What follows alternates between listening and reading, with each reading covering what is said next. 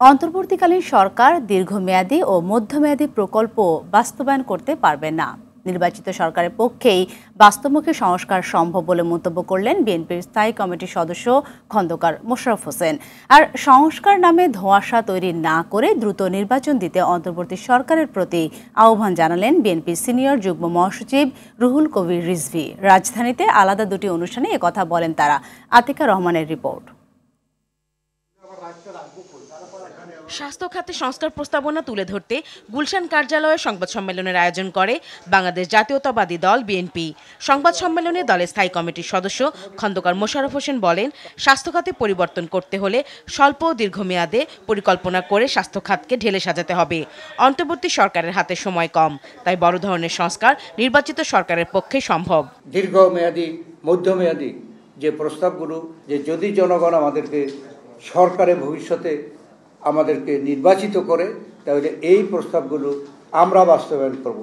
আমরা মনে করি না যে এই অন্তর্বর্তীকালীন সরকার দীর্ঘমেয়াদী মধ্যমেয়াদী এই প্রস্তাবগুলো বাস্তবায়ন করার সময় পাবে। মানিকগঞ্জ জেলা বিএনপির আহ্বায়ক কমিটির নেতাদের সঙ্গে নিয়ে দলের প্রতিষ্ঠাতা শহীদ রাষ্ট্রপতি জিয়াউর রহমানের সমাধিতে শ্রদ্ধা নিবেদন শেষে সাংবাদিকদের রুহুল কবির রিজভী বলেন, দেশে বিরাজমান নানা সংকট কাটাতে এই মুহূর্তে প্রয়োজন একটি রাজনৈতিক সরকার। স্বৈরাচারের পতনের মধ্যে দিয়ে গণতন্ত্রের অঙ্গীকারের যে সরকার, সেই সরকার তো হচ্ছে ডক্টর ইউনূসের সরকার। যারা গণতন্ত্রের সপক্ষে, তারা দল গঠন করতে পারে, তারা রাজনৈতিক মতামত দিতে পারে, কিন্তু সরকারের দায়িত্ব হচ্ছে যে প্রত্যেকে যাতে প্রতিযোগিতা করতে পারে, দ্রুততর সময়ের মধ্যে অবাধ সুষ্ঠু নির্বাচন নিশ্চিত করতে পারে। রিজভী আরও বলেন, আওয়ামী লীগ সন্ত্রাসী কর্মকাণ্ড করছে, তারা ভবিষ্যতে রাজনীতি করতে পারবে কিনা তা জাতীয় সিদ্ধান্তের ব্যাপার।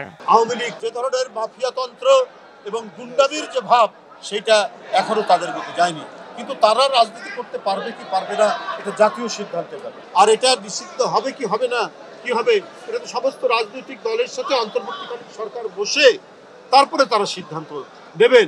গ্যাসের দাম বৃদ্ধি গণবিরোধী, এতে মানুষের কষ্ট বাড়বে। নিত্যপণ্যের দাম সাধারণ মানুষের নাগালে রাখার দাবি জানান রিজভী। অনিশ্চয়তা কাটানোর জন্যও তো আপনার রাজনৈতিক সরকার দরকার। আতিকা রহমান, RTV, ঢাকা।